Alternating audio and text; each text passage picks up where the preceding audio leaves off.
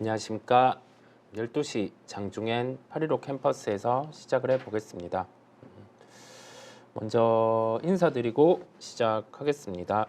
니연애님, 세이브 데이터님, 프라이님, 스카이엣지님, 저작거리님, 최상욱2님, 앵두님, 임루씨님, 프리양님, 최아네스님, 스마일님, 저작거리님, 행복한 삼님, 마포홍님, 올리비아님, 흥부자님 반갑습니다. 네, 이주연 대표님과 함께 시작해 보겠습니다. 안녕하십니까. 네, 오전장 어떻게 보셨는지 먼저 여쭤봅니다. 뭐 장은 아침에 이제 어제 미증시 영향 때문에 좀 급락이라고 해야 될까요? 어쨌든 뭐 하락 나와서 출발을 했는데 그래도 뭐 파생 시장에서의 풋 포지션, 그러니까 하방 베팅한 개인들 때문에라고 해야 될지는 모르겠지만 어쨌든 뭐 잘 버텨내는 것 같습니다. 일단 예상대로 시장은 뭐 큰 폭의 뭐 하락보다는 하락은 제한적이고 지금 반등하는 그런 흐름들이 나와주고 있는 모습이고요. 일단 오늘까지는 뭐 내일은 어떻게 될지 모르겠는데 일단 오늘까지는 그래도 그 옵션 만기에 따른 어떤 포지션 플레이가 있기 때문에 나쁘지 않은 그런 흐름들이 이어지고 있는 상황이고요. 최근 이제 뭐 한 3, 4일 정도 계속해서 코로나19 관련주들이 굉장히 좀 강한 흐름들을 보여주고 있고, 이게 제약바이오 섹터가 좋아서인지는 모르겠지만 어쨌든 뭐 코로나에 대한 어떤 대단한 시세를 보였던 그런 종목들이었기 때문에 진단키트 같은 경우, 그리고 이번에 확산에 따른 어떤 그 키트의 수요 이런 부분들이 트리거가 돼서 좀 강한 상승 흐름들을 보여주는 것 같습니다. 그래서 뭐 중심은 여전히 제약바이오가 잡아주고 있는 상황이고요. 거기에 일단 진단키트, 그리고 이제 장이 이제 상승을 하면서 뭐 금리 인하 수혜주라고 할 수 있는 뭐 건설 쪽도 좀 살살 올라오는 그런 모습이고, 전반적으로 시장 분위기는 썩 나쁘지 않은데 그렇다고 어제나 그제처럼 뭐 다 같이 올라오는 그런 흐름은 아닌 것 같습니다. 그래서 여기서 이제 좀 호불호가 좀 갈리는 그런 상황인 것 같은데, 일단 전쟁 이슈로 올랐던 전쟁 관련주들 이런 것들 지금 오늘 또 많이 빠지거든요. 이런 게 일단 또 주말 지나고 나서 한번 또 반등이 나오는 그림들이 될 것 같은데, 일단은 오늘 장만 봤을 때는 그냥 무난하게 시장이 일단 하방은 제한적으로 놓고 상승하는 흐름에서의 테마주 단들, 그리고 일단 실적주들 뭐 이런 것들이 골고루 잘 섞여가지고 좋은 흐름들을 보여주고 있는 그런 모습입니다. 맞아요. 실적 발표가 연속되고 있고 종목들 반응은 하고 있어요. 잘 나온 실적을 안고 브랜드엑스 코퍼레이션 같은 경우는 상한가에 들어가기도 했고, 장중에 실적 발표된 거 보면 CS 윈드도 괜찮은 실적 발표를 했고요. 나머지 오늘 실적 발표 예정은 VT 같은 경우도 실적 발표 예정이 있고요. 그래서 보유하고 있는 종목들의 실적을 좀 잘 체크해 보실 필요가 있음을 한번 말씀을 드려봅니다. 지수는 아까 짚어주신 것처럼 뭐 옵션 만기기도 하고 옵션의 영향을 받고 덜 파는 흐름도 있고 이런 게 복합적으로 나오는 것 같아요. 지수 변동성도 한 40포인트까지 하락했다가 지금은 되돌려 놓은 상황이고요. 엔화 흐름 보더라도 뭐 여기에서 급격하게 또 방향을 틀지는 않음에 따라서 지수는 거의 상승 전환을 했어요. 예, 그렇게 보면 되겠고, 그 실적 관련해서 물어봐 주신 부분이 실적 발표 말일경에 하는 경우는 어떤 이유가, 최대한 늦게 발표하는 기업은 실적 안 좋거나 하는 경우가 좀 있어요. 그래서 예상 날짜 같은 경우를 좀 체크를 해 놓으시면 좋겠고요. 종목별로 한번 여쭤보겠습니다. 최근에 미용기기 쪽 실적이 좋았는데 비올을 물어봐 주셨거든요. 비올. 네. 마이너스 7%라고 해주셨어요. 추가 매수할지 손절할지 한번 물어봐 주셨습니다. 비올. 비올이 좀 움직임이 쉽지가 않다, 그죠? 네, 네, 그렇죠.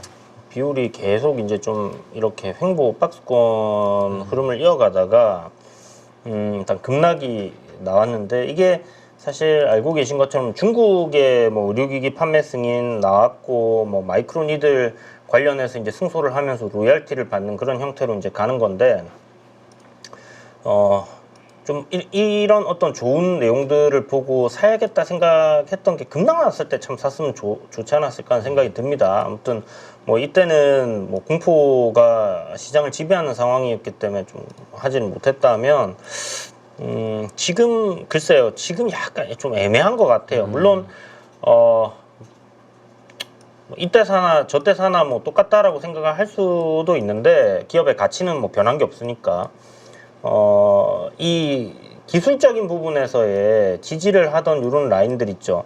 이런 라인들을 지금 이탈한 거기 때문에 저는 요거를 좀 회복하는 흐름이 나온 이후에 보시는 게 조금 좋지 않겠나? 지금 그러면 뭐 너무 비싸게 사야 되는 거 아니에요? 할 수 있겠지만, 반등을 주다가 이렇게 꺾여버리면 어떡합니까? 그죠?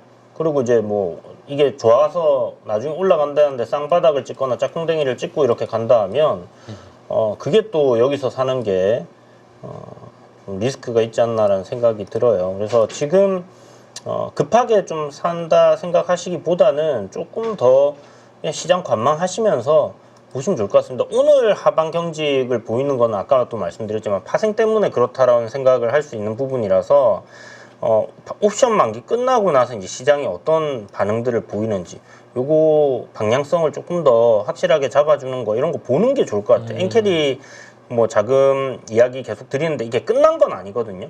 그러니까 우리가 좋은 종목을 급락이 나올 때 매수를 했다면 그냥 보유 관점으로 가면 되잖아요. 이게 안 깨지면. 근데 지금 반등이 또 강하게 올라온 상황에서 시장의 불안 요소는 아직 사라진 게 아닌데 또 가져가야 되는 그런 부담감은 또 안 떠안는 게 좋지 않겠나. 아싸리 이런 저항을 다 돌파해 놓고 안정적인 흐름이 나올 때 접근을 해보자, 이렇게 말씀드리겠습니다. 좋은 접근입니다. 저항에 대한 부분에 돌파, 이 부분을 확인하자라는 말씀을 종목을 통해서 해주셨어요. 오늘 또 밀렸다가 이렇게 올라오는 거 보면 그래도 시장의 힘은 존재는 하네요. 시장의 힘은 확실히 존재를 하고, 종목들 하나씩 좀 살펴보도록 할게요. 종목들 하나씩 살펴보도록 하고, 변동성이 줄었다는 게 조금은 고무적이에요. 예, 그렇게 보시면 되겠습니다. 방산 쪽 한번 여쭤볼게요. LIG 넥스원이고요. 이 종목을 말씀을 해주신 부분에서 단기 트레이딩으로 한번 매수를 고민 중이라는 얘기를 해주셨습니다. LIG 넥스원. 네, 그냥 자제해야 될지 현 상황에 맞는 종목일지, 예, 그걸 한번 물어봐 주셨어요. 현 상황에 안 맞는 것 같은데.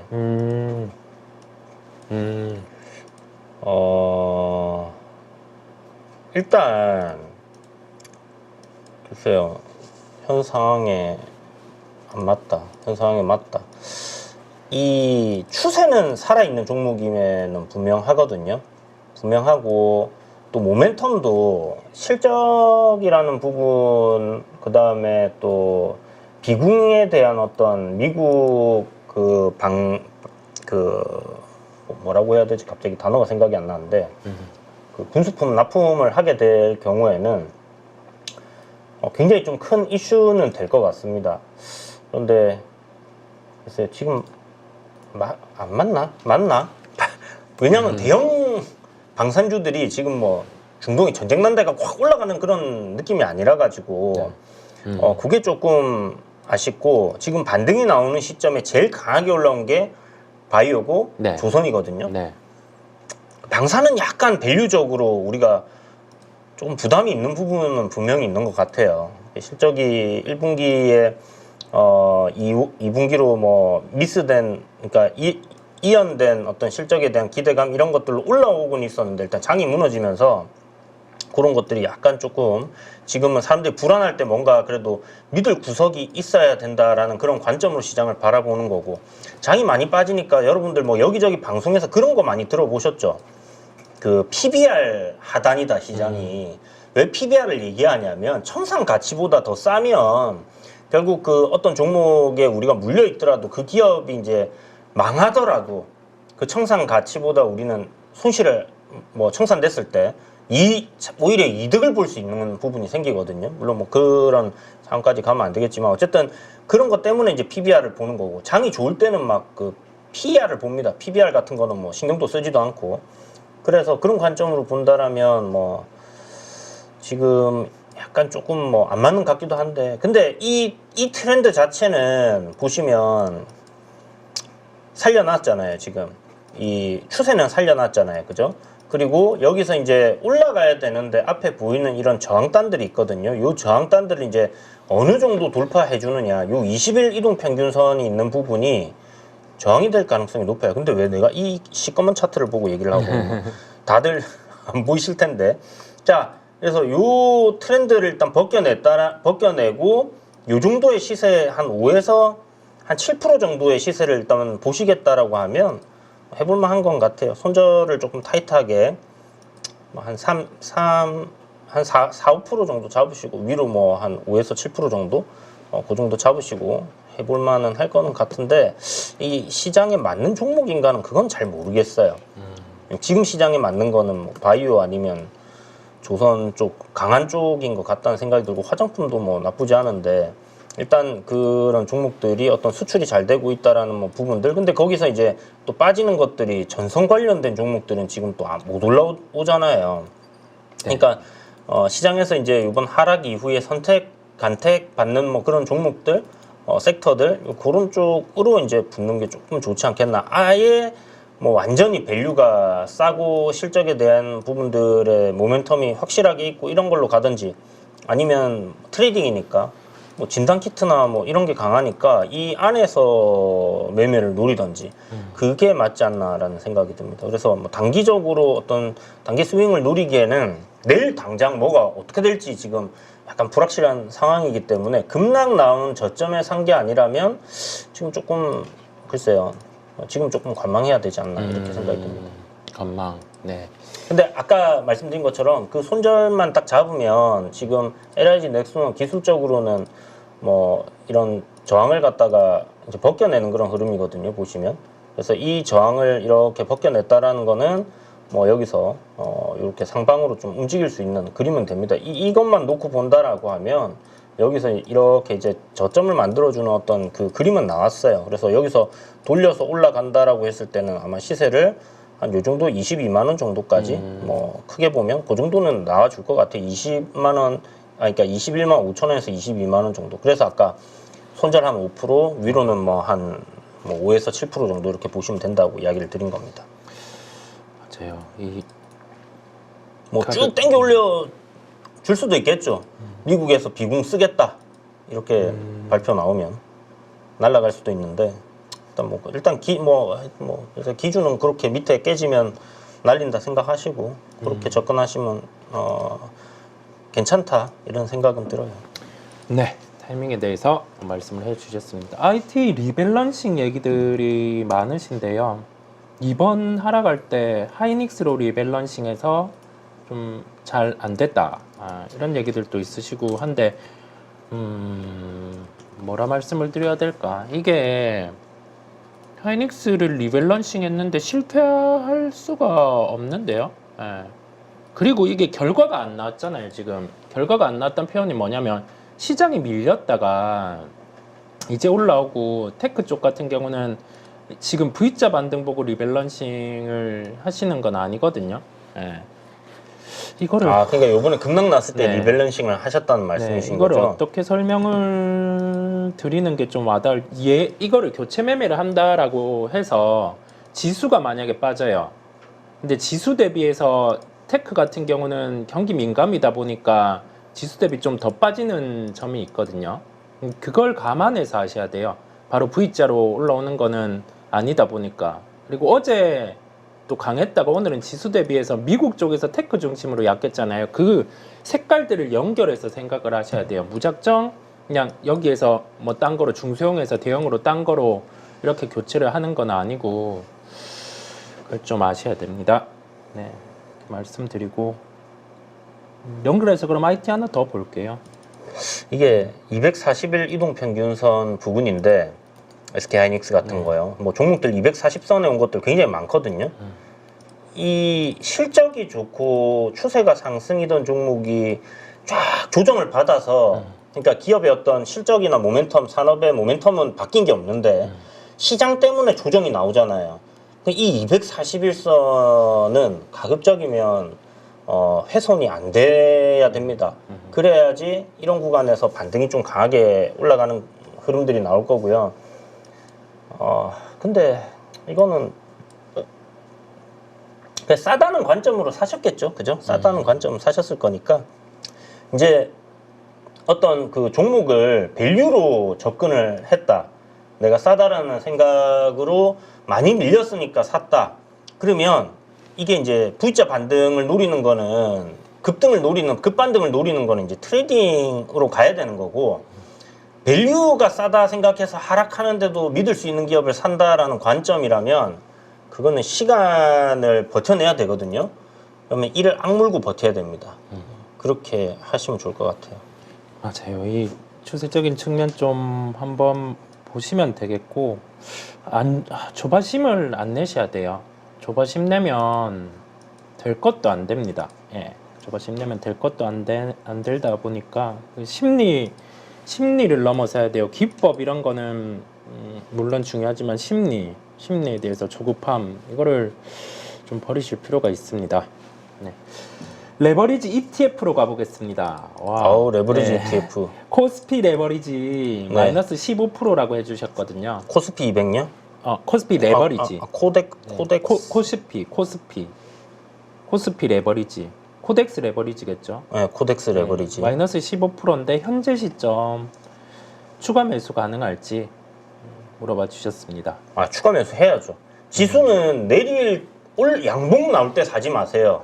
이 코덱스 레버리지는 일단 추세를 상방으로 탄다 싶을 때 사는데, 추세가 상승으로 만들어져 있을 때 음봉으로 조정이 나올 때마다 모아 가시면 되는 거거든요. 이게 뭐 사실 이렇게 올랐다 내렸다 이렇게 주가는 항상 움직이잖아요. 그래서 어떤 이런 트렌드를 벗겨내고 올라가는 시점에 타점을 딱 맞춰갖고 매매를 하는 그런 스킬이 있으시면 이런 매매를 하시면 되는데, 이게 아니라 그 지수 추종으로 어떤 그 투자를 하는 관점이라면 그냥 뭐 오늘이 저점이 될지 내일이 저점이 될지 여러분들이 어떤 타이밍적인 부분을 갖다가 최대한 이렇게 맞추지 못한다라고 했을 때는 그냥 음봉 나올 때 한 주가 됐던 뭐 여러분들이 생각할 때 그냥 조금씩 계속 모은다 생각을 하시면 좋을 것 같아요.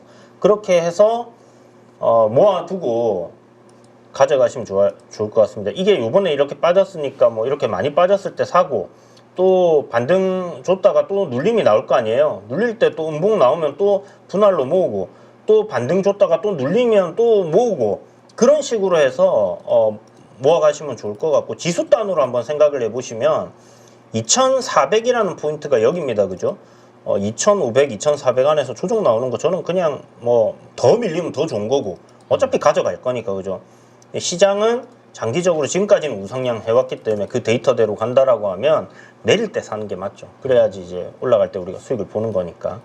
그 생각을 하시고, 뭐 레버리지 지수 인덱스가 아니라 레버리지나 뭐 고버스나 뭐 이런 것들은 뭐 수수료 그 다음에 이제 뭐 이런 것 때문에 뭐 녹아내린다 하는데, 그냥 분할로 계속 모아가시면 저는 그 녹아내린 것보다 나중에 수익이 훨씬 더 클 거예요. 그래서 어느 정도 나중에 수익 나실 때 분할로 좀 잘라내신다는 관점으로 그렇게 접근하시면 좋습니다. 네, 접근에 대한 말씀 해주셨습니다.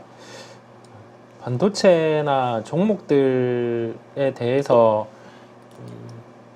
너무 급하게 생각 안 하셨으면 좋겠어요. 이거를 한번 보세요. 이걸 보면 뭐냐면 주간 기준이에요. 주봉 기준 테크 저가 대비해서 보면 지금 9% 정도 올라왔죠. 9% 정도. 그 다음에 빠르게 보고 난 쪽 같은 경우 알테오제는 저점 대비해서 한 17% 정도 올랐고요. 제바가 우선은 탄력이 센 거고, 순서대로 이렇게 순환매가 돌 수 있는데 시장 안에서 지금 발목을 잡는 게 미국 테크 쪽이 시세가 낮다가 다시 조정이 들어왔잖아요. 그러면 그 색깔을 연결해서 채울 때, 추가로 채울 때 그런 거를 잡아가는 거거든요. 낙폭과대 고점 대비해서 제일 많이 빠진 쪽은 되돌림이 나오고요. 그 부분을 좀 생각해 보시면 될 것 같아요. 네. 조금 요거는 교체 매매에 대해서 물어봐 주셨어요. 종목을 하나로 좀 물어봐 주시는 거거든요. 삼성전기를 마이너스 22%, 비중은 12%, 균등하게 사신 것 같아요. 한 종목도 비중은 같습니다. 금호석유를 마이너스 24%, 12% 보유. 세 종목이네요. 현대모비스를 마이너스 22%, 22% 보유 중인데 이 마이너스 22%에 22% 비중을 보유 중인 모비스를 매도해서 삼성전기랑 금호석유를 추가 매수하는 건 어떨지. 삼성전기는 박스권 상단을 이제 돌파하려다가 밀렸는데 네. 사실 썩 그렇게 매력적인 종목은 아닌 것 같아요. 이게 기판 관련해서 이제 한번 움직임들이 조금 나오기는 했었잖아요. 근데 이게 무겁기도 무겁고 삼성전기가 물론 뭐 장 좋아서 시세 추세 탄력 쫙 받고 뭐 이 스토리 자체가 기판 쪽으로 가는 그림이 시장에서 이루어졌다면 뭐 갔을 텐데 지금 시총이 10조 넘어가는데 영업이익이 1조 이상 나와야지 이제 제가 생각할 때는 그냥 제조업이잖아요, 이게. 그 적정 주가라 생각하거든요. 우리 이제 장이 막 상승장에서 어떤 실적에 대한 앞으로 나온 미래 실적 막 이러면서 막 가는 것들은 뭔가 스토리가 좀 자극적이라고 해야 되나, 사람들에게 꿈과 희망을 심어줄 수 있는 그런 것들이 있어야 돼요. 그러니까 예를 들면 AI 같은 거 봐봐요. 뭐 한미 반도체가 실적이 실질적으로 나오고 있는 상황은 아닐 때부터 달리기 시작해서 뭐 수주하고 뭐 이러면서 계속 가잖아요. 지금 뭐 이게 너무 밸류 비싼 거 아니야 하는 소리 들으면서도 그런 꿈과 희망을 먹고 가잖아요. 그런 것들은 이제 뭔가 새로운 것들이 이렇게 붙었을 때거든요. 근데 지금 삼성전기는 기존에 계속 만들던 거 만드는 그런 회사기 때문에, 물론 뭐 MLCC 쇼티지 뭐 이런 얘기들은 어떤 뭐 주가에 좋은 흐름들을 보여줄 수는 있습니다. 왜냐하면 이전에 한번 MLCC 쪽 것 쇼티지 때문에 이제 크게 한번 상승했던 그 기억이 있기 때문에 사람들이 MLCC 쇼티지 이러면 이제 얘 붙었던 거예요. 근데 요번에 이제 장이 부러진 거거든요. 밸류적으로는 일단 싸지 않다라는 그걸 기억을 하시고 그냥 적정 주가 수준이에요. 그러면 이제 어떤 모멘텀이 여기에 강하게 주가를 상승으로 드라이브 해줄 수 있는 모멘텀이 붙어야 되는데 그 모멘텀이 사실 지금 좀 없는 것 같아요. 그게 하나 저는 붙어줄 수 있는 게 뭐라고 생각하면 유리기판이라고 생각을 하는데, 새로운 거잖아요, 새로운 거. 근데 유리기판은 지금 뭐 삼성전기 2026년, 7년 뭐 이렇게 잡고 있으니까 아직 여기서 뭔가 그걸로 기대를 해보기는 조금 쉽지 않은 것 같다는 생각이 들고, 다만 뭐 지금 13만 원짜리 뭐 이런 뭐 14만 원짜리는 비싼, 그러니까 뭐 약간 저렴한 구간, 뭐 완전 싸다 이런 느낌은 안 들지만 그냥 저렴한 구간이라는 생각을 할 수 있고, 밴드 때 하단이니까 우리가 공략을 할 수는 있겠지만, 그래서 이게 뭔가 그렇게 막 배당을 많이 주는 것도 아니고 뭐 매력적인 게 사실 없어요. 그냥 저는 좀 그렇게 생각합니다. 뭐 추세적인 흐름은 좀 돌릴 수 있는 그림은 나오는데, 어쨌든 그래서 만약에 현대모비스를 팔고 이거랑 저거를 산다, 저는 금호석유는 일단 사는 거는 괜찮을 것 같거든요. 섹터 자체가 일단 시장에서 부각된 적도 없고, 뭐 중국 경기가 살아난다라고 했을 때는 괜찮으실 거고, 2분기 실적 발표할 때 이제 화학 섹터들 쭉 실적 나오는 거 봐야 되는데, 1분기 때는 좀 어닝 서프라이즈 나왔죠. 워낙에 이제 가이던스 자체가 낮았기 때문에 그런 부분이고, 일단 또 밴드 때 하단 부분이고, 그래서 금호석유 같은 경우는 길게 봐서 괜찮을 것 같은데, 삼성전기는 뭐 역시나 길게 볼 수 있는 종목이고 괜찮은 회사긴 하지만 뭔가 막 매력이 막 이걸 사야 되나 하는 그런 매력이 막 안 느껴지는 거 있잖아요. 그래서 요번에 만약에 이제 물려 계신 거를 어느 정도 평단을 낮춰서 그런 작업을 하시는 용도로 추가 매수를 하신다라는 관점이라면 해볼 수는 있다라는 생각은 드는데 그게 아니라면 좀 다른 대안을 한번 생각해 보시는 것도 좋지 않겠나 이렇게 말씀드릴게요. 맞아요. 다른 대안. 그렇죠. 투자하다 보면 주식하다 보면 지금의 답이 내일 당장 바뀌기도 하고 그다음에 시장이 하락을 했다가 돌아설 때는 시장의 색깔이 바뀌기도 하니 그런 것도 좀 염두에 두셔야 되겠습니다. 슈퍼챗 올리비아님께서 쏴 주셨어요. 더운 날씨 빙수라도 하나 드시고 시원한 오후 보내라고 해주셨습니다. 올리비아님 감사드립니다. 감사합니다. 감사드립니다. 종목들 얘기들이 뭐 이리저리 좀 있으신데요. 개별 종목 쪽, 개별 종목 한때 실적으로 시세가 강했던 종목인데요. 탄소 포집 관련해서 유니드라는 종목이에요. 탄소 포집 관련해서 모으고 있는데 손절해야 될지 이렇게 물어봐 주셨습니다. 10만 원 넘어갔다가 지금은 78,000원 정도까지 하락을 했습니다.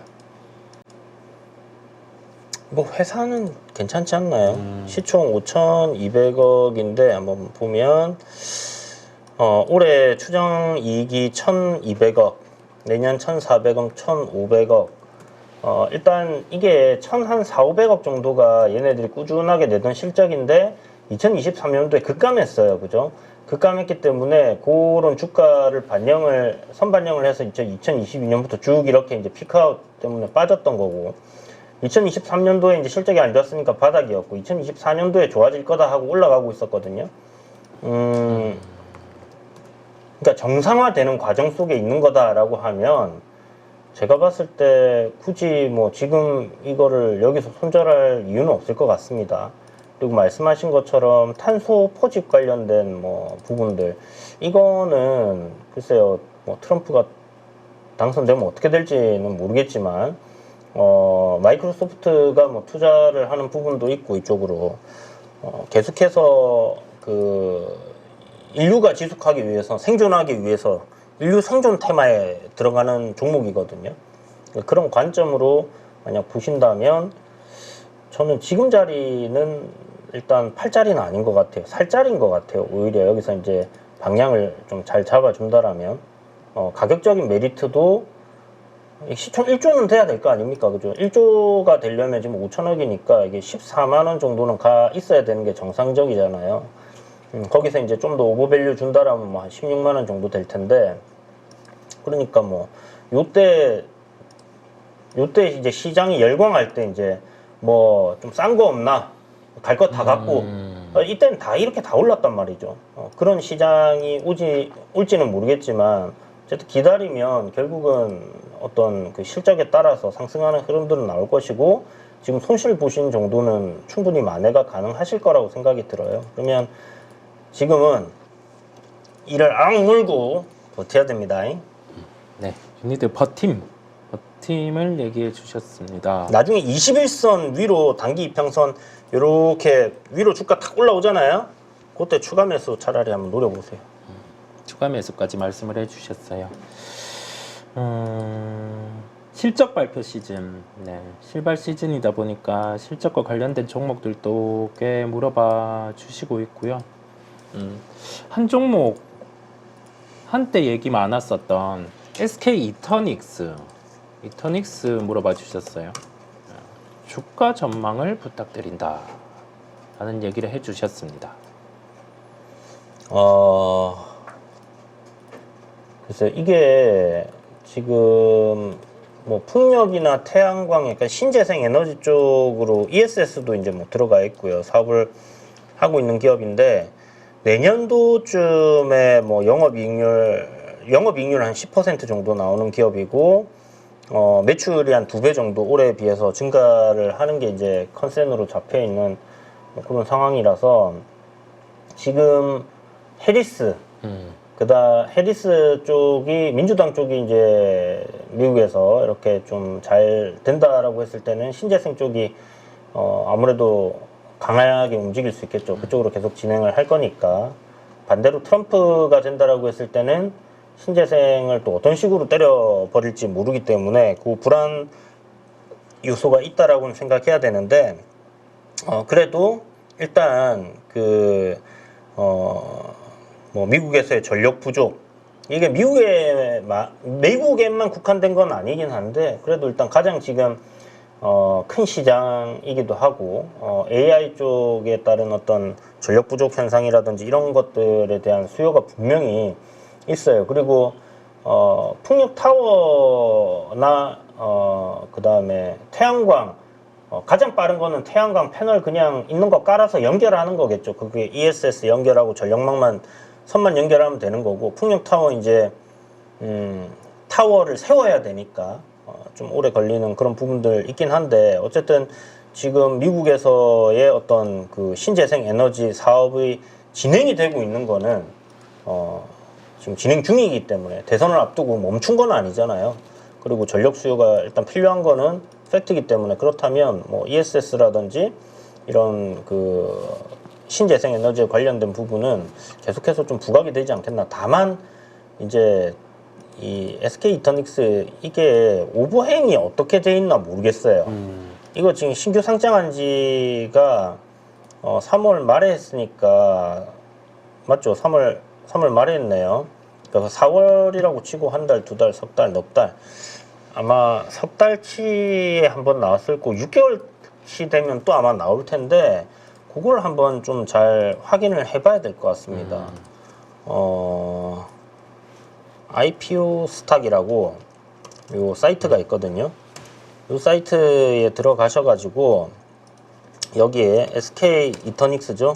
SK 이터닉스 뭐 나오려나? 이게 분할 상장한 거라서 안 나오려나? 여기에 이제 나와야 되는데, 이게 뭐 저기에 저런 데 들어가서 이제 종목들 신규 상장하는 거 보면 그게 있거든요. 그 오버행 이슈들 쭉 나오기 때문에, 그거 뭐 없다면 뭐 저는 괜찮다라는 생각이 들고, 이게 있다라면 조금 그냥 보수적으로 좀 보시면 좋을 것 같고. 근데 큰 흐름에서 신재생 에너지에 대한 투자라든지 이거는 뭐 계속 가지 않을까요? 왜냐하면 뭐 기후, 요번에 우리 뭐 진짜 비 내리는 거 봐요. 소나기가 아니라 폭탄이 떨어지는 것 같아요. 뭐 그 정도로 뭐 지금 전 세계적으로 일어나는 현상들, 이런 것들을 해결하기 위해서는 결국 신재생 에너지나 이쪽이 돼야 되지 않나. 근데 이건 제 생각인 거지, 시장에서 그걸 반영을 해줄지 그거는 이제 뭐 지켜봐야 되는 문제이기 때문에, 아무튼 뭐 저는 전망을 그렇게 나쁘게 보고 있지는 않습니다. 시가총액 지금 5천억인데 이게 내년도 실적 영업이익이 5천억 잡혀 있잖아요. 그러면 장이 조금 괜찮으면 그래 뭐 밸류적으로 뭐 12개월 포워드 실적으로 봤을 때 나쁘지 않네라고 봐줄 것이고, 장이 뭐 박살나는 시점에서는 뭐 자산도 없고 뭐 실적도 지금 뭐 내년이나 좋아지고 뭐 이렇게 생각하면 뭐 매수세가 더 안 붙어줄 거고, 뭐 그렇게 생각을 해야 되지 않겠습니까? 그러면 일단 뭐 전망은 괜찮다 생각은 들지만, 주가와 전망은 어떻게 될지 모르는 거다. 주가의 전망은 지금 저도 잘 모르겠어요. 일단 이런 저항 자리를 돌파해서 올려놨다라는 거는 맞는데, 여전히 지금 보시면 이렇게 트렌드 자체는 하락 트렌드거든요. 그래서 이 트렌드를 위로 이렇게 돌파하는 그런 그림들이 만들어지는 걸 좀 지켜봐야 될 것 같고요. 오늘 신재생 에너지 뭐 CS 윈드라든지 이런 것들 강하게 움직이기 때문에, 만약 신재생 에너지가 하나의 미 대선 관련 테마로 엮여서 이렇게 쭉 가는 그림이 나오면 아마 SK 이터닉스도 뭐 한 달까리 해주겠죠. 워낙 강했던 종목이었으니까. 그렇습니다. 다음으로 리포트, 그 다음에 실적에 대한 질문 많으신데요. 휴젤, 제가 이거는 답해 드릴게요. 고점에서 샀는데 정리해야 될지. 실적 나오고 나서 못 넘어서는 단가들이 있어요. 이런 것처럼 넘어섰다가도 위로 이렇게 맞고 떨어지는 부분들이 있거든요. 그러면 리포트에서 봐야 될 게, 목표가는 크게 신경을 안 쓰셔도 돼요. 그 올리는 목표가 같은 경우가 합리적이지 않게 가격을 매기는 경우가 대다수거든요.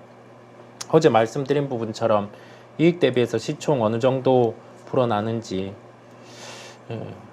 그렇다 보니까 지금 초점 맞출 건, 자, 실적이 나왔어요. 어제 나왔잖아요. 어제 고점을 기준으로 보시면 조금 편해요. 리포트 해석 같은 경우를 만약에 하는 게 번거롭다라고 하면은 고점 돌파할 때 또 맞고 떨어지거든요. 그러면 이런 경우에는 조금은 쉬어갈 수는 있어요. 예. 고점에서, 오늘 고점에서 샀다라고 해주셔서, 예. 아, 오늘 사신 거구나. 네, 오늘 고점에서 샀다라고 해주셔서요. 그다음에 목표가 곱하기 0.82 적정, 이거는 맞는 경우는 있고 맞는 경우도 있고 틀리는 경우가 있는데 대부분 틀리는 경우가 많아요. 예. 그 안에서 밸류에이션을 어떻게 했는지 그걸 봐야 돼요. 예. 그걸 봐야 됩니다. 그래서 종목들 시세 날 때는 안 따라가는 게 좋아요. 근거가 있을 때는 따라가는 거고요. 예. 그렇게 보면 되겠고, 연결해서 아까 CS 윈드 말씀을 해주셨는데 질문이 엄청 많아요. 이게 오늘 실적 발표했었는데 윈드 좀 어떻게 대응을 하면 될지, 매수했는데 뭐 위에서 사신 분들도 계신 것 같고 아닌 분들도 계신 것 같은데 7만 원대 단가에 보유하고 계신 분이 있으시다 했어요. 예, 그래서 요거를 보유하고 가도 될지 어떨지. 일단 큰 그림은 요번에 나쁘지 않다 생각이 들거든요. 그러니까 여기 지금 보시면 2022년부터 해서 45,000원이라는 자리대를 지금 지켜내는 건데, 요번에 이제 작년 말쯤에 이렇게 이제 시장 반등 나오면서 들어 올렸다가 이제 저항 구간에서 밀려서 이렇게 내려오다가 지금 이 추세를 갖다가 다 벗겨내는 흐름이잖아요. 지금 이 정도의 거래 대금이 들어오고 있다. 이거는 저는 이제 방향이 바뀔 가능성 상당히 높아졌다라고 봐야 될 것 같고, 그렇다고 해서 이게 뭐 여기서 뭐 쭉쭉쭉 이렇게 간다기보다는 일단 방향이 잡혔다. 그러면 여기서 이제 조정이 나오고, 그 다음에 다시 한번 저점을 높여가면서 고점을 높이고 하면서 이제 이런 흐름들이 계속 이어져 가는지, 이걸 우리가 봐야 될 것 같고요. 내용이 나오는 거, 어제 간밤에 미국 증시에서도 제가 어제 자기 전에 이제 봐가지고, 이 신재생 관련된 종목들 좀 괜찮게 움직였던 것 같거든요. 그러면, 뭐 그런 아이디어적인 관점으로 이제 가는 거라고 했을 때는 여기서 추가적으로 요 전고점 추라이는 한번 하지 않겠나 싶습니다. 그러면 그때 일단 뭐 매수가까지 왔을 때 뭐 빠져나온다든지 이 정도 저항까지는 한번 오지 싶어요. 그거 한번 생각하셔가지고 그쯤 오면 뭐 정리할지 고민하시면 될 것 같고, 지금은 그냥 위에 물려 계신 분들은 좀 기다리시면 될 것 같다는 생각이 많이 들어요. 네, 좀 기다려 보는 걸로 라는 말씀을 해주셨습니다. 하나 질문이, 펄어비스 상승 중인데 IR에서 좋은 얘기가 나온 건지 싶은데 기관 투자자가 아닌 개인 투자자가 IAR 내용을 빨리 접할 수 있는 방법은 없어요. 없다라는 말씀을 드리고요. 이게 참 애석한데 오픈해서 하면 좋을 텐데 그런 경우가 좀 적습니다. 그 중에서도 기관 소속 중에서도 연결된 법인 쪽과 거래하는 매니저 같은 경우, 뭐 주체가 뭐 어느 증권사다라고 하면은 그쪽 연결된 매니저만 들어갈 수 있거든요. 애널리스트나. 예, 그렇다 보니까 제한적이고, 그런 부분은 콘텐츠를 활용하시는 것도 방법이에요. 그 보통 빠르게 알 수 있는 콘텐츠 같은 경우는 있다 보니까, 예, 그런 부분을 활용하시는 것도 방법이고 합니다. 좀 그게 아쉬워요. 아예 오픈이 돼 있으면 좀 시장에서 깔끔할 텐데 그런 부분은 아직 돼 있지 않고, 그거는 뭐 증권사들의 하나의 수익 수단이다 보니까 좀 막아 놓는 것 같아요. 예, 그렇습니다. 회사 홈페이지 IR 자료 올라오는 거 봐야죠. 안 올려주면 그 IR 담당자한테 전화해가지고 그렇게 얘기해서, 나 주주인데 왜 IR 자료 홈페이지에 안 올리냐, 빨리 올려라. 그렇게 해보세요. 약간 지금 좀 승질나 있다는 식으로 지금 주가 내가 지금 몇 년 투자하고 있는데 많이 물려 있다. 빨리 IR 자료 올려라. 이렇게 얘기하면 이제 올려줄 겁니다. 네, IR 자료를 획득하는 법에 대해서도 말씀을 해주셨어요. 꿀팁입니다. 네. 다음으로는 식품주 하나 물어봐 주셨거든요. 사조 대림. 한때 이것도 시장에서 부각된 종목. 사조 대림인데 김밥. 지금 과하게 빠져 있다고 해주셨어요. 최근 공시에 대주주 매도와 자사주 매도가 나왔는데 워낙 시장에 나와 있는 주식수가 적은 걸로 알고 있는데 유동 주식수가 적다라는 표현인 것 같습니다. 좋은 흐름으로 보고 계속 가지고 가도 될지 물어봐 주셨습니다. 한 7천억, 시가총 한 7천억 정도까지가 약간 적정선이라 생각하거든요.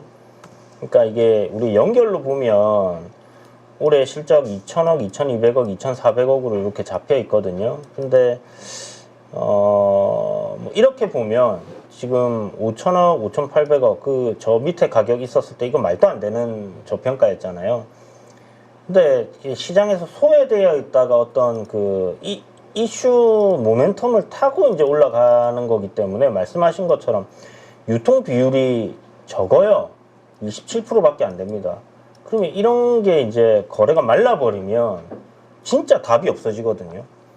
그래서 그거를 일단 생각을 해두시고, 제가 이제 7천억 정도까지는 괜찮지 않겠냐라고 하면 일단 차포 다 떼고 그냥 이 기업의 어떤 별도 재무제표로 영업이익이 꾸준하게 나오는 선이 700억, 780억, 뭐 770억, 740억 이랬어요. 그죠? 그러니까 700억대란 말이에요. 그러면 7천 여기 곱하기 10 해주면 됩니다. 그냥 시총 지금 5,800억인데 한 7천억 정도가 어떤 뭐 밸류로 적정선이겠거니 생각하면 돼요. 그 적정선이라는 게 뭐 어떤 거는 뭐 모멘텀이 붙어서 그거보다 더 갈 수도 있는 거고, 어떤 거는 뭐 계속 그 밑에 있을 수도 있는 거잖아요. 주식이라는 게. 그냥 우리가 생각할 때 이 종목이 어느 선이 일단 적정선일까, 그 그냥 기준을 잡는 거지 이걸로 매매를 어떤 한다, 그건 아니에요. 아시겠죠? 그래서 지금은 일단 뭐 싼 구간이다 라는 거는 맞는 것 같습니다. 그래서 단기적으로 일단 5일선 올라오고 있고 여기 11선 위로 주가 이렇게 올라서면 이렇게 바뀌겠죠? 이렇게 하면서 21선, 이평선 이렇게 내려오고 있는데 요거 위로 올라서는지 그거부터 보시면 될 것 같아요. 요 지금 트렌드대로 지금 내려왔기 때문에 요 트렌드를 벗겨내는 모습이 나오면 그때는 좀 상방으로 돌리지 않겠나. 근데 뭐 모르겠습니다. 저는 이거를 그냥 실적주가 아니라 그냥 김밥 테마라고 불렀거든요. 이거 뭐 김밥 뭐 여기 만들어서 판다고 올린 게 아니라 이제 만들 겁니다 해서 상한가 가고 뭐 이랬잖아요. 그래서 지금 뭐 김밥의 실적이 뭐 얼마가 나오는지도 알 수가 없는 상황이고 그냥 기대감으로 올랐기 때문에 그냥 김밥 테마예요. 김밥 우양도 마찬가지고. 그래서 김밥 테마인데 일단 밸류가 좋은 그 실적이 실제로 나오고 있는 그런 회사니까 테마주들 중에도 그런 것들 많으니까요.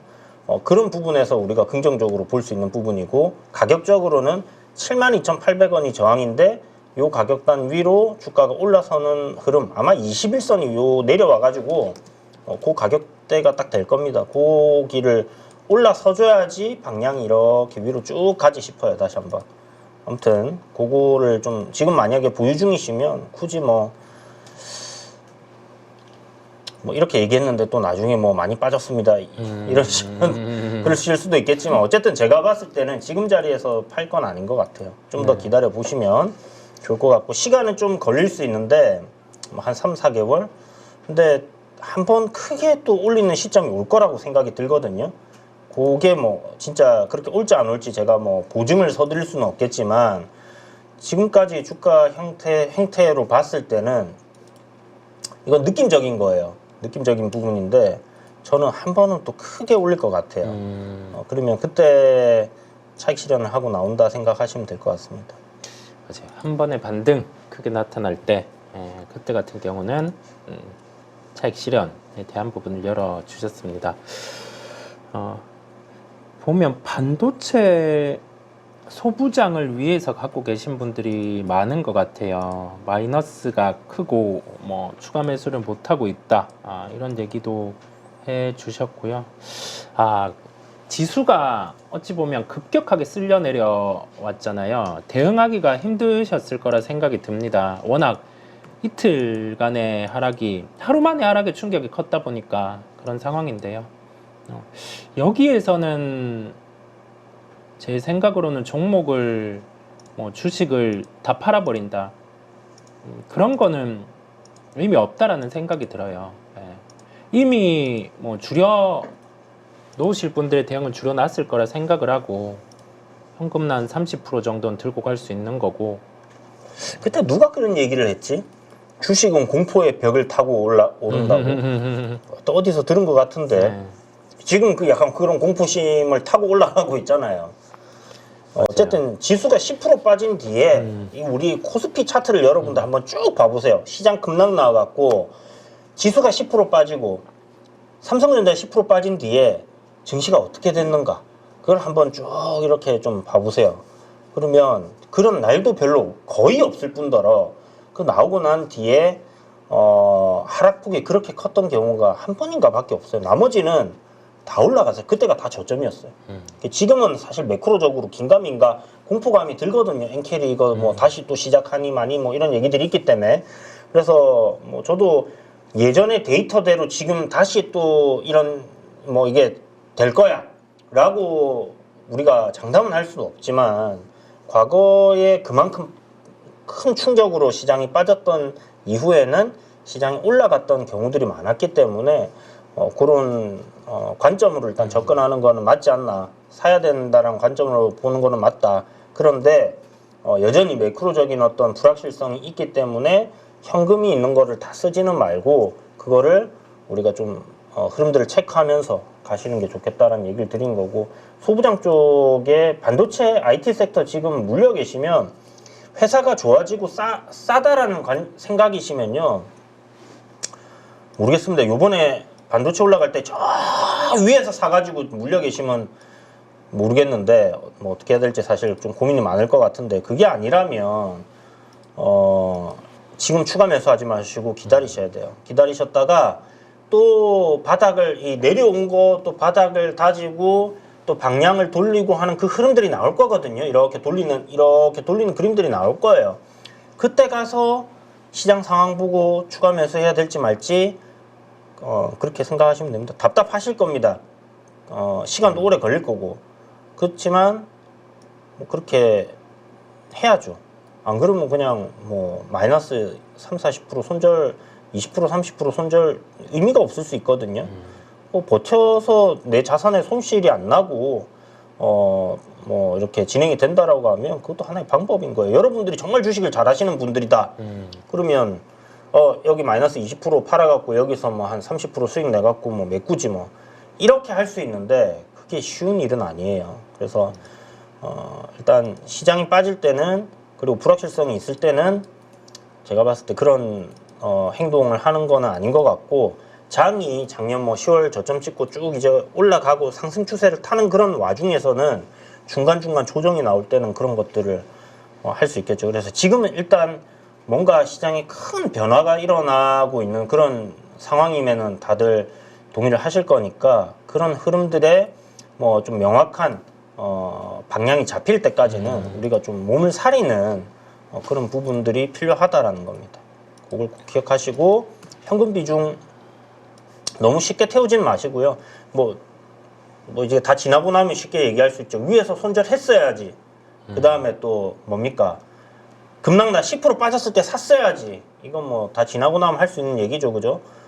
그때 산 거 아니면, 그리고 그 다음날 시초가에 뭐 사서 뭐 이렇게 급등 나오는 거 먹은 거 아니면, 지금은 조바심이 나겠지만 기다려야 되는 시점이다. 기다리고 또 기다리면 기회는 분명히 올 거예요. 매일 장이 열려요, 여러분. 365일 중에 250일 장이 열리거든요.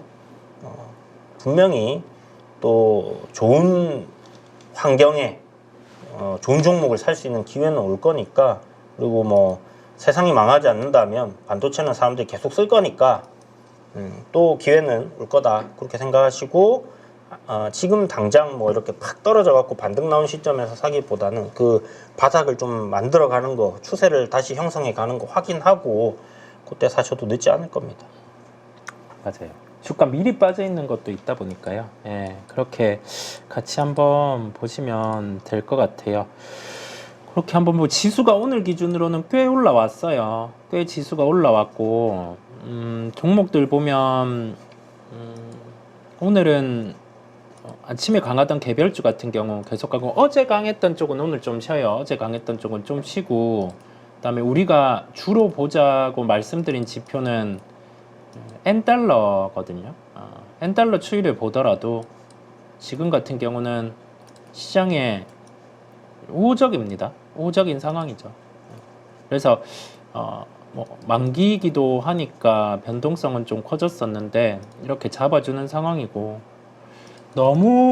이제는 너무 두려워하지는 마셨으면 좋겠어요. 너무 두려워하지는 마셨으면 좋겠고 시장 개팔아가면 다 받으려고 준비를 할 거예요 지금은. 예. 그래서 좀 그걸 생각을 하시면 되겠고요. 제가 한 종목 짚고 갈게요. PSK 홀딩스가 상당히 좀 많은 것 같아요. PSK 홀딩스 이게 워낙 IT 쪽 얘기들이 많았다 보니까 그런데 우리 실적 나오고 좀 한번 보실 필요가 있어요. PSK 홀딩스 같은 경우 실적 한번 체크하고 보는 걸로 하고 아니면 그런 걸 해보세요. 왜 이 종목이 이렇게 빠지는지 인터넷을 찾아봐도 되고요. 인터넷 자료 같은 경우가 부족하면 여기 관련해서 분명히 업데이트를 하는 누군가는 있을 거예요. 왜 이 주가 같은 경우가 빠지고 어떤 시점에서 매수를 하면 되는지 그런 거를 찾아보시면 도움이 돼요. 분명히 있습니다. 분명히.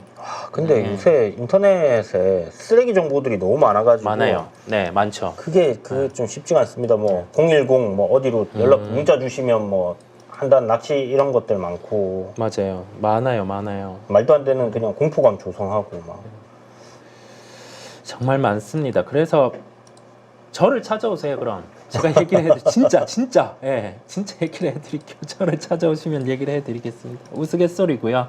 지수가 그래도 좀 회복되니까 마음이 조금 나아져서 말씀을 드려봤습니다. 종목 하나 더 가죠. SK바이오팜 같은 경우가 약손실이라고 해주셨어요. 약손실인데 이걸 이제 오늘 매도를 할지 이걸 물어봐 주셨습니다. 약손실 SK바이오팜 약손실인데 가져갈지 아니면 뭐 정리를 할지 물어보시면 가져가야죠. 가져가야죠. 지금 얼마 만에 온 바이오 섹터의 그겁니까? 가져가야 됩니다. 지금 보시면 자 이거를 저는 큰 그림을 볼 때 장기 이평선에서 241선을 보거든요. 추세가 하락일 때는 보통 이 241선 아래에 오렌지 색깔인데 아래에 주가가 이렇게 있어요. 그러다가 이제 방향을 바꾸려고 하면 이 위로 올라가기 시작을 해요. 근데 이 위에 올라갔다고 해서 방향이 바로 바뀌는 건 아니고 물론 이게 1년이 넘는 시간입니다. 이 위에 올라오면 이제 이런 식으로 방향을 바꾸기 위해서 올라가죠.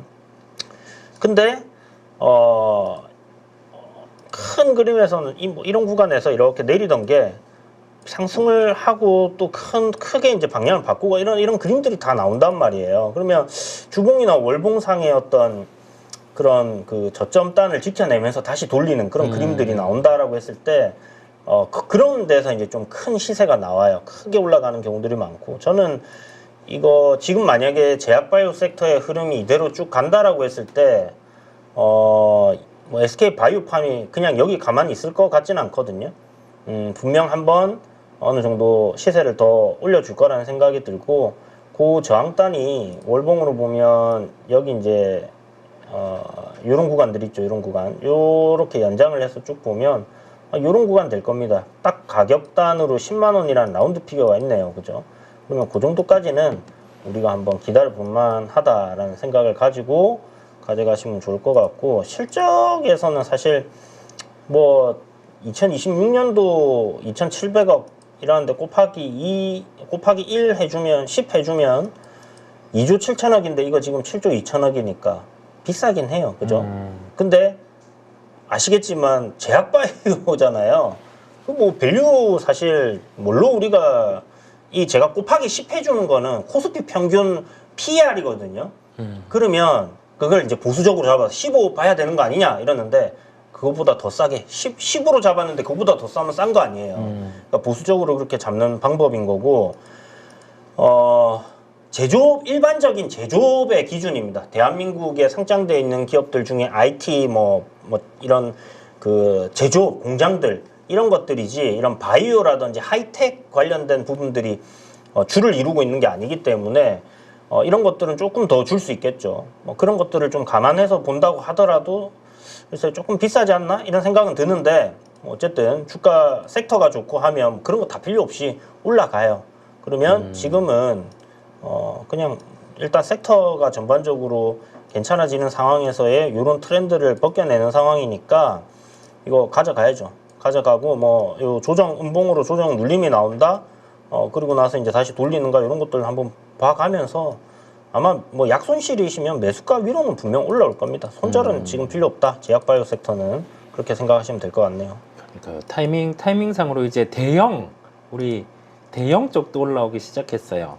서서히 이제 한 8분 응선 넘어서 한 바퀴 다 돌고 이제 시장에서 고민할 것 같아요. 올릴 쪽 외에 이제 빠질 쪽. 네, 그 고민을 할 것 같아요. 오늘은 뭐 분위기 괜찮고 하다 보니까 그러면 좀 편하게 좀 가보시면 될 것 같습니다. 바이오 타이밍 들어왔으니까. 그러니까 제 생각에는 만약에 뭐 IT 쪽으로 수급이 확 쏠린다. 그러니까 그동안 많이 빠졌으니까 이게 이제 방향을 돌려서 간다라고 하면 그쪽으로 수급이 쫙 가면 바이오 다 박살날 거예요. 그죠. 우리나라는 어쩔 수 없어요. 우리나라는. 그렇죠. 네. 근데 이제 그게 아니면 제가 봤을 때는 바이오 지금 제약 쪽 바이오 쪽은 뭐 보유 중이시면 손절할 필요는 없다는 생각이 들고 IT 쪽도 V자 반등이 나오기는 지금 힘들거든요. 아까 제가 241선 얘기를 했는데 종목들 한번 다 돌려봐 보세요. 아까 그러니까요. PSK 홀딩스도 241선 거의 그렇죠. 비슷한 위치거든요. 그렇죠. 많이 빠졌다라는 소리예요. 우상향 하던 종목들이. 그런 데서 반등은 한 번씩 올라와요. 근데 이제 속도가 얼마나 빠르냐 아니면 뭐 잔잔하게 올라오느냐 이런 차이들은 나올 수 있다라는 거 생각해 두시고 뭐 어느 정도 올라오면 그 IT 섹터 좀 그런 생각하시면 좋을 것 같아요. 추세가 올라가는 구간에서는 우리가 막 매매를 하고 사서 보유를 하고 이런 게 가능한데 일단 한번 꺾였잖아요. 그러면 이게 쉬었다 다시 가는 거 아니냐 할 수 있는데 다시 갈지 안 갈지는 모릅니다.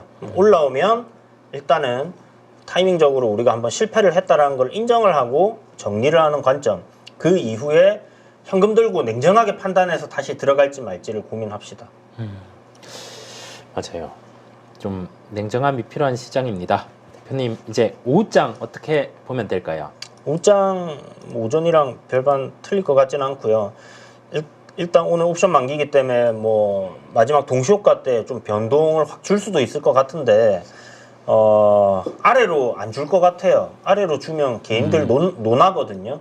그래서 밑으로 확 처박을 일은 없을 거라는 생각을 하고 있고 근데 좀 웃긴 게 뭐냐면 지금 매매 동향을 살펴보면 이거 지금 외국인들이 시장 끌어올리는 거 아니에요. 네. 그쵸? 네. 이거 지금 개인들이 완전히 영차하고 있는 상황이거든요. 그래서 이게 옵션 때문에 뭔가 하고 이런 작업을 하고 있는 거 아닌가라는 생각이 드는 게 또 아닌 것 같다. 그런 생각이 들고 요 가두리 어제 종가 정도의 가두리 뭐 그 정도 마무리할 것 같고 그럼 시장이 이제 여기서 크게 더 가지 못한다 하면 뭐 제약바이오 섹터 내에서의 어떤 모멘텀 있는 것들 최근에 시장에서 어떤 주목을 받았던 뭐 종목들 뭐 테마들 뭐가 됐던 간에 그런 것들이 좀 움직일 거고 뭐 그렇게 오늘은 마무리되지 싶은데요. 그러니까요. 오늘 하루 기준으로 올라올 만큼은 올라왔다 보여요. 박스권 오늘은 박스권이고요. 방향은 또 뭐 미국 주말의 지표에 따라서 결정을 할 것 같습니다. 크게 서두를 필요는 없어요. 다만 개파라감에 이제는 받을 수 있는 그런 큰 그림들 그렇게 그리고 너무 그 5일의 하락에 대한 공포는 이제는 조금 놓아 놓으셔도 될 것 같습니다. 네, 오늘 또 소중한 시간 내주셔서 감사드립니다. 또 찾아뵙고 인사드리도록 하겠습니다. 감사합니다. 감사합니다.